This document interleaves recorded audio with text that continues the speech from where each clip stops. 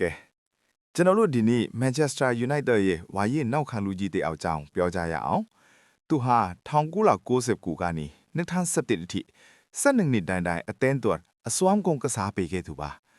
ဆာ Alex Ferguson ရဲ့အကိုရဆုံးနေရာဆုံးကစားသမားဆိုရင်လည်းမမှားပါဘူးနောက်ခံကွင်းလေတိုက်စစ်တင်မကဘူးနော်လိုအပ်ရင်ဂိုးသမားအဖြစ်တောင်ဝင်ကစားပေးခဲ့တဲ့အသင်းရဲ့အဖိုးတန်ယတနာတစ်ပါးပေါ့ သူ့ရဲ့အောင်မြင်မှုတွေကိုကြည့်မယ်ဆိုရင်တော့တကယ်ကိုအားကျစရာပါပဲ Premier League ဖလား၅ချိန် Champions League တစ်ချိန်အပါအဝင်အဓိကဆုဖလားပေါင်းများစွာကိုအရလူပေးနိုင်ခဲ့ပါတယ် United ရဲ့ရွှေရောင်နေရက်တွေမှာသူကအမြဲတမ်းပါဝင်နေခဲ့တာပါ United ပရိသတ်တွေအမြဲတမ်းသတိရနေမဲ့ Gundogan ဖြစ်ရပ်တွေလည်းရှိပါသေးတယ်မှတ်မိကြအောင်ပါ